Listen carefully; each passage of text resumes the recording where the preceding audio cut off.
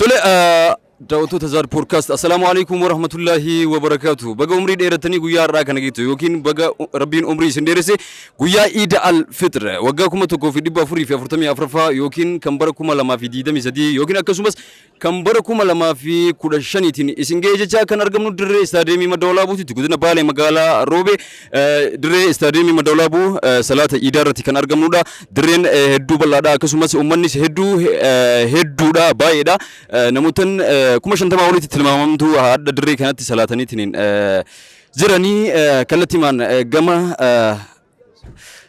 أستاذ كينات سنجيسي يا دساندرا فردا فانا نفودا تولي السلام عليكم ورحمة الله وبركاته. السلام ورحمة الله وبركاته. بقى جراتن بقى ربي نمري سندرسي إذا كنا نسنجي جتا ميجو يا إذا كنا كم تفسنسين.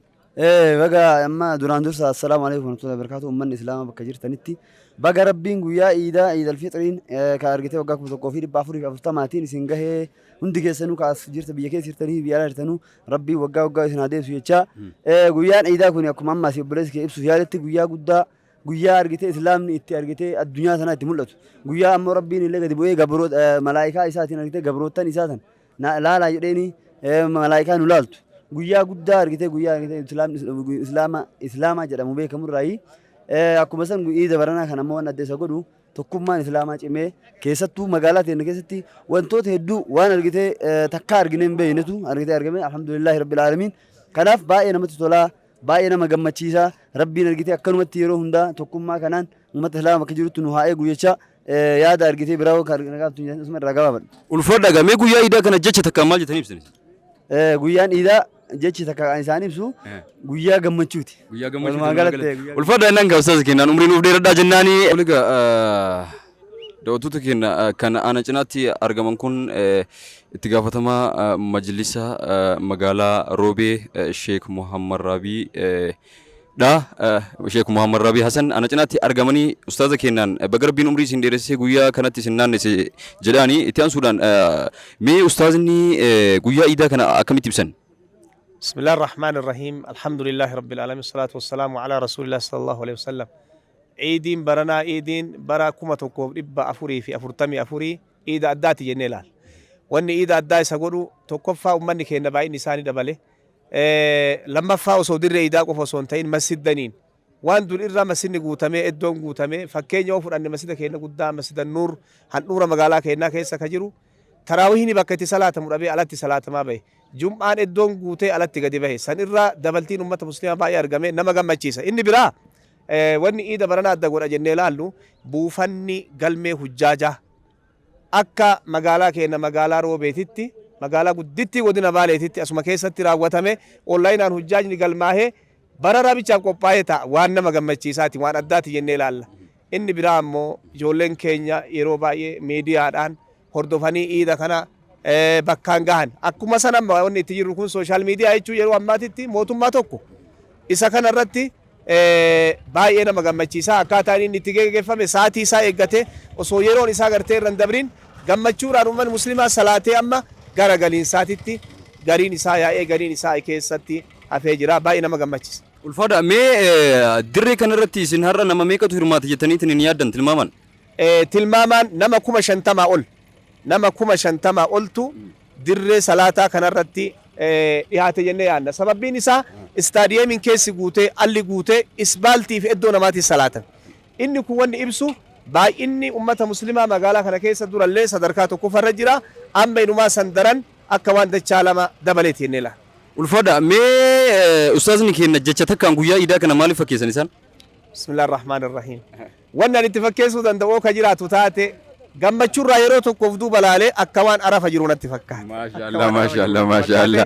Gammada Eid Mubarak taqabbal Allahu minna wa minkum salih al-a'mal sinin jaa. Inshallah ustaz keenan umriin nuuf dheeradha innaani kabajamaa rabbiin umrii sinaa dheereessu. Assalaamu alaykum warahmatullahi wabarakatuh. Kana ana cinaatti argaman kun ustaz Hamza Takluu jedhamanii maybe namni hin beekne hin jiru jedheetanii ni yaada. Ustaz Hamza Takluutiin baga rabbiin umrii isin dheeresee guyyaa iidaa kanaan isin ga'e isiniin jechuu barbaada. Baga walumaanuu nuun gahe.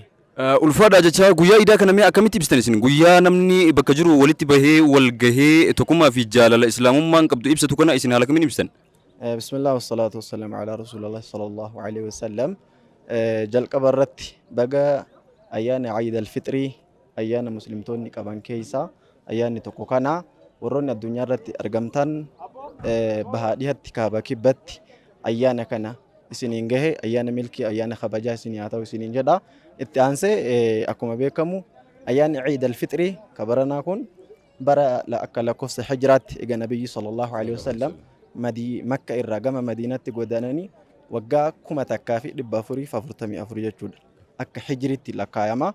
Kanaaf ayyaanni kun ayyaana Ciid al-Fixrii bara 1444 ta'a jechuudha kabaranaa kun. Ayyaana kabajaa ayyaana milkii nu haa ta'u jedha. Ayyaana muslimtoonni qaban keessa ayyaanni kun ayyaana hangafa kan itti aanu ayyaana Ciid al-Adhaati akkasi. Ulfaadha mee jecha takkaan guyyaa iidaa kana maal jettanii ibsani maaliif fakkeessani isin? Guyyaa jaalalaadha. Guyyaa jaalalaa jettanii galatooma ulfaadha nanka. Guyyaa iidaa kana dirreen tuni dirree istaadiyoomii madda walaabuu ta'uu waliin magaalaa roobee ta'uu waliin haala kamiin ibsani isin?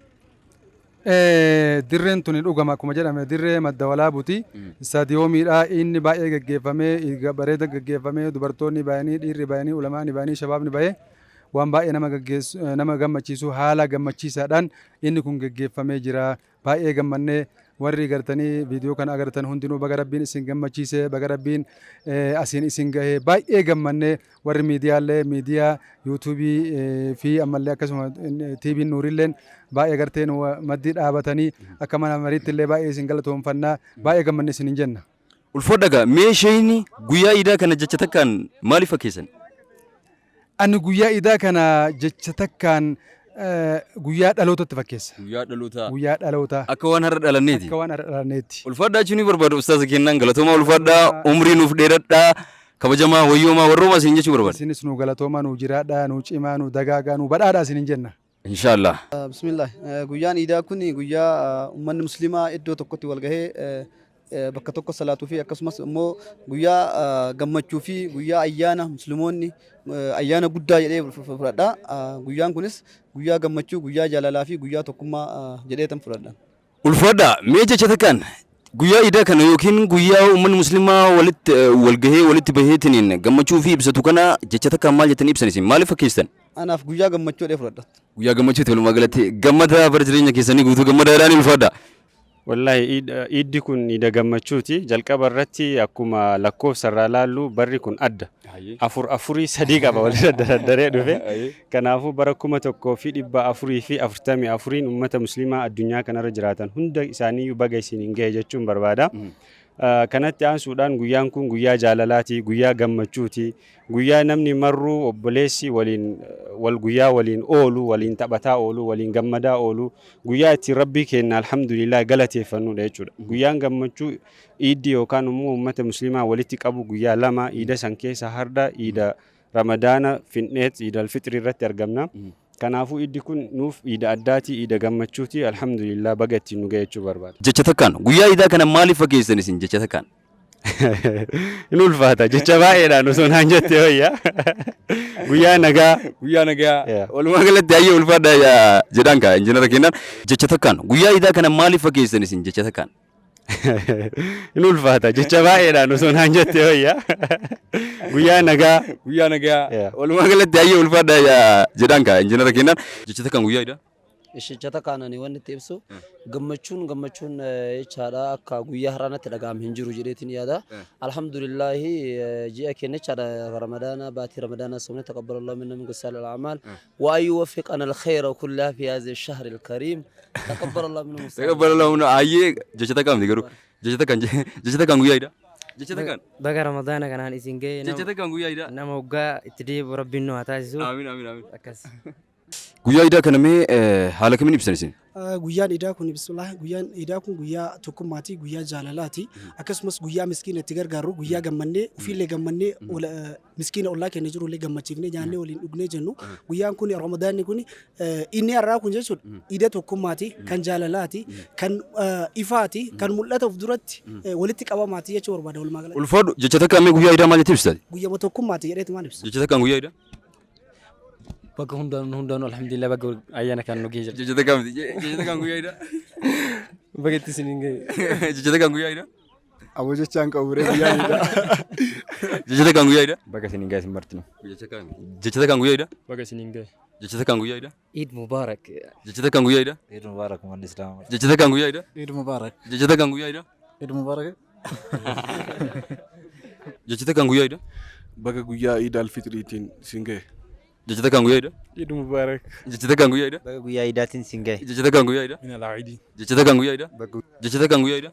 Baga Eid waggaa guutuu sinin gahe. Jechata kamti jechata kan? Eid Mubarak. Guyyaa iidaa kana akkamitti ibsan isin? Guyyaan iidaa guyyaa gammachuuti.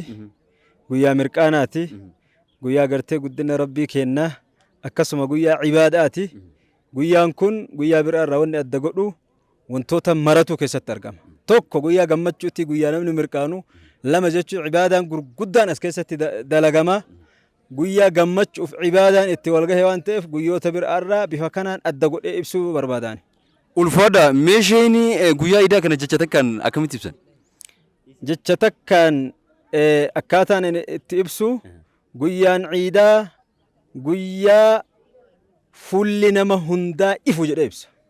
Walumaa galatti guyyaa ifaati guyyaan iidaa.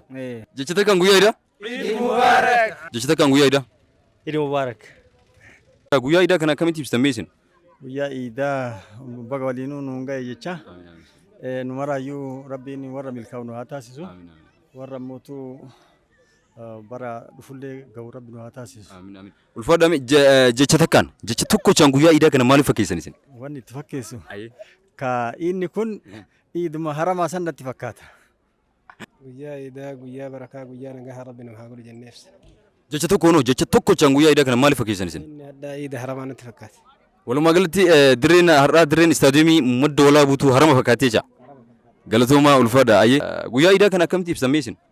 Guyyaa iidaa mala akkuma guyyaa iidaatti ibsina. Akkuma guyyaa iidaatti ibsanii jecha. Guyyaan iidaa kun waan akkam of keessaa qaba? Guyyaan iidaa waan hedduu of keessaa qaba.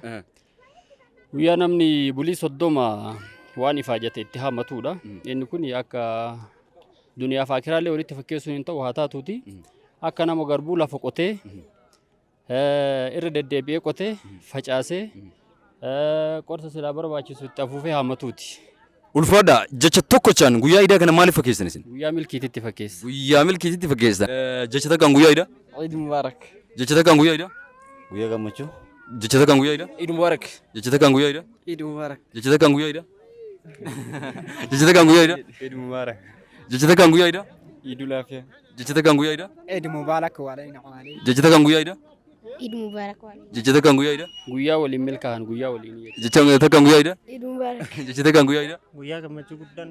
Jecha takkaan guyyaa iidaa? Eid Mubarak. Jecha takkaan guyyaa iidaa? Eid Mubarak. Ammallee. Eid Mubarak. Ayyiga ulfaadha. Jecha takkaan guyyaa iidaa? Alhamdulillah rabbil alamin. Guyyaa gammachuu. Jecha takkaan guyyaa iidaa? Gammachuu. Jecha takkaan guyyaa iidaa? Eid Mubarak. Malaayidiin. Jecha takkaan guyyaa iidaa? Guyyaa jaalalaa. Eid Mubarak. Eid Mubarak. Eid Mubarak. Eid Mubarak. Eid Mubarak. Milkaa'ina. عيدكم سعيد. تقبل الله منا ومنكم صالح الأعمال. الله. عيد مبارك. مبسوط. مركان. عيد مبارك. ما قلت سنجة. عيد النصر الدين. Guyyaa waan itti facaafatan haamata. Gammachuu. Guyyaan tokko Muhammad Islaamaatti dagagu. Inni kabaja. Jaalala. Eid Mubarak. Bakka sinin Guyyaa dhaloota. Eid Mubarak. Eid Mubarak. Eid Mubarak. Eid Mubarak. عيدكم سعيد. عيدكم مبارك. Eid gammachuu. Jirani. Kami shayni kun dirilla jirani. Shayni kun kam isa? Shayni kun Eid jaalalaati. Intan. Eid Mubarak. Intan. Baga nunge. Intan. Intan kayira mara. Tolaga daawwattoota Zaad Podcast guyyaan iidaa guyyaa addaati. Guyyaan iidaa guyyaa gammachuuti. Guyyaan iidaa guyyaa jaalalaati. Guyyaan iidaa guyyaa mirqaanaati. Guyyaan iidaa guyyaa waa hedduu of keessaa qabudha. Akkuma argitan immoo dargaggeessi keenya, ustaazonni keenya, daa'imman keenya gammachuu addaati kan isaan qaban. Kun immoo guyyaa iidaatu waan akkana of keessaa qaba. Guyyaan iidaa kun guyyaa barakaa, guyyaa jaalalaa, guyyaa tokkummaa, guyyaa ka dur caalaa walitti dhufnee yaada keenya ibsannu, guyyaa ka dur caalaa wal quba qabaannu, guyyaa waa hedduu keessa ibsannu, guyyaa immoo karra karoora diiniif diinagdee akkasumas biyyoomaa itti banannu nuuf haa ta'u. Kanarraa kanaan goolabnee jirra. Rabbiin umrii nu dheeressee baatii tanatti nu haa naannisu akkasumas guyyaa kanatti nu haa naannisu akkasumas soomni keenya ka darbe ka qeebalamu ka milkii nuuf haa ta'u. Kanarraa kanaan goolabnee jirra. Assalaamu alaikum wa rahmatullahi wa barakaatu.